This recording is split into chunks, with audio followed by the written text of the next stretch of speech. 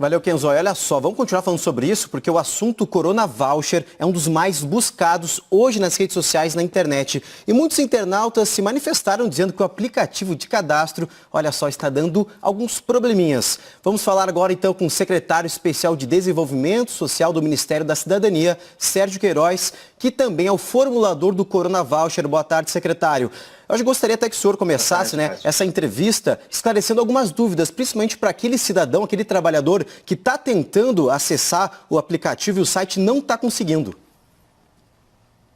Olha só, o site entrou hoje, o aplicativo entrou hoje, como todo sistema, existem às vezes pequenos ajustes, não são todas as pessoas que estão tendo esse problema, mas esses problemas estão sendo prontamente ajustados pela Caixa Econômica Federal, que é a nossa parceira para o pagamento. Existem vários entes envolvidos nessa operação, Ministério da Economia, com a liberação de recursos, Cidadania, com a operacionalização, temos a DataPrev, que faz os batimentos e gera os dados para que a Caixa pague. Então, é uma articulação complexa e que exige essa microafinação nesse primeiro momento, mas certamente tudo será resolvido.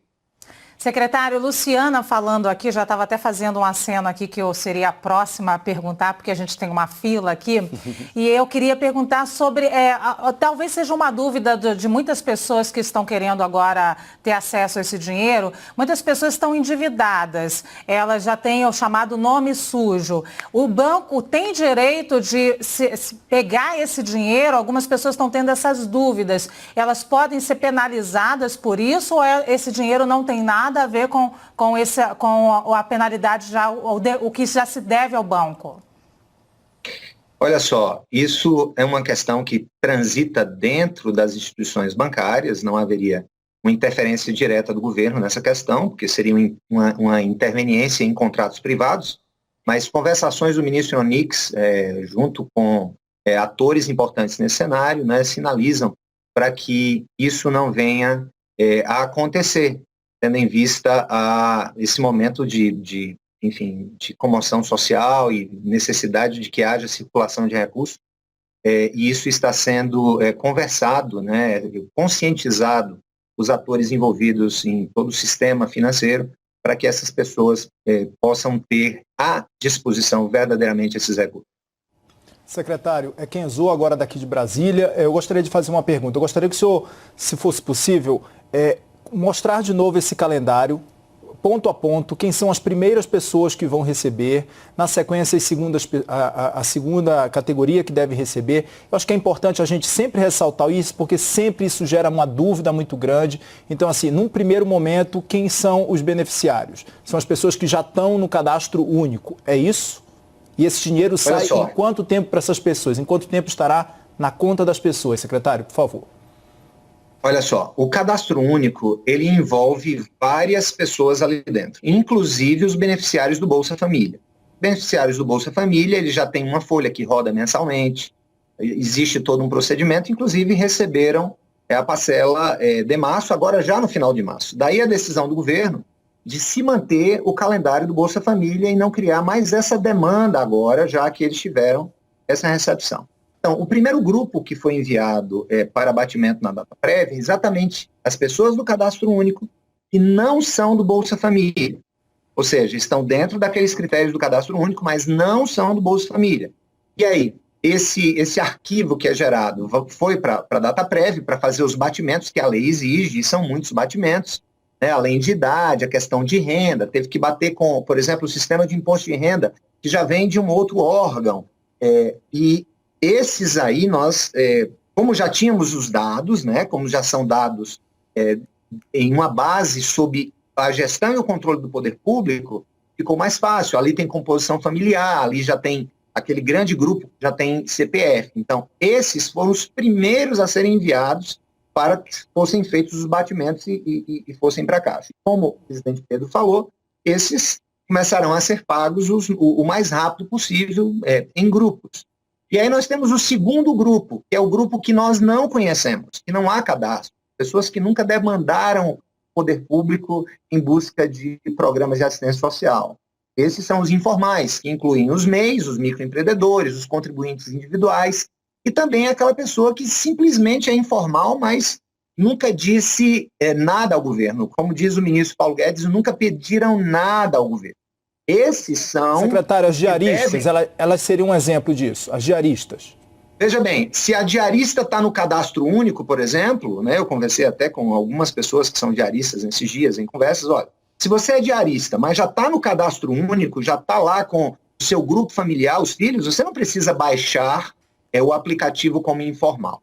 Agora, se você não está no cadastro único, se você não fez nunca um registro no cadastro único, você vai precisar pegar este aplicativo através da web, fazer o seu cadastramento, aí nós vamos fazer os batimentos obrigatórios, né? Isso não são impedimentos que nós estamos gerando. A lei que veio do Congresso nos obriga a fazer batimentos.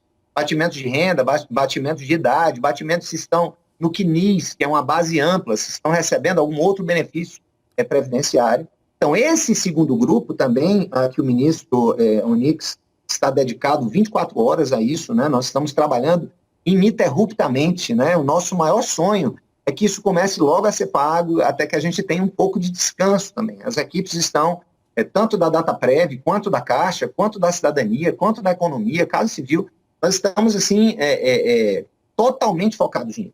Então, o que foi dito é o seguinte, essas pessoas, esses informais que começarem a se inscrever no cadastro, né? Os que tiverem no aplicativo, os que tiverem conta na Caixa, conta no Banco do Brasil, esperamos que já agora, como foi dito, a partir do dia 14, comecem a ser feitos os primeiros pagamentos.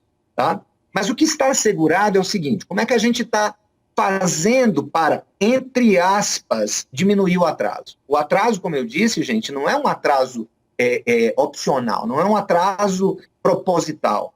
É simplesmente uma sequência de processos de processamento de dados, de batimento de dados, de cumprimento da legislação, tanto legal quanto infralegal. Tá? Mas o que é que a gente está fazendo para minorar essa dor? Tá? Tendo em vista que o presidente deseja minorar cada vez mais a dor dessas pessoas que precisam. É fazer o seguinte, esse aparente atraso entre o anúncio da medida e o pagamento, ele vai ser minorado de que maneira? Como também falaram o ministro e o presidente da Caixa Econômica. É que agora em abril, ao invés de receber apenas um das parcelas, nós desejamos pagar 2 das parcelas. E aí, o que seria para ser pago em 90 dias, nós vamos tentar pagar tudo em 45 dias, tá? Para tentar compensar todo esse esforço e todas essas barreiras legais e infralegais e também de processamento de dados. Gente, o presidente da Caixa Econômica falou que teve um dos nossos arquivos que passou 14 horas para processar. Isso é um grande sistema de processamento. Tá? Eu queria deixar isso bem claro para vocês e para todos aqueles que têm boa vontade na compreensão do que o governo está fazendo. Não é fácil operacionalizar ideias e decisões políticas. Decisões políticas são mais fáceis de serem tomadas, liberação de orçamento, mas nós precisamos pagar com 2 qualidades muito claras. Isso você que está nos ouvindo precisa entender. Nós precisamos pagar quem realmente precisa, mas nós precisamos pagar isso com velocidade, com segurança de gestão pública. Porque há muitas pessoas envolvidas na liberação desses pagamentos. Nós não podemos pagar indevidamente, nós não podemos pagar quem não tem direito ao benefício de acordo com todos os critérios da legislação. Oi, secretário. Caio Junqueira aqui de Brasília. Tem uma discussão muito intensa ali, principalmente no Congresso Nacional, sobre ampliar o número de beneficiários para outras categorias de pessoas, sejam indígenas, sejam aplicativos de transporte.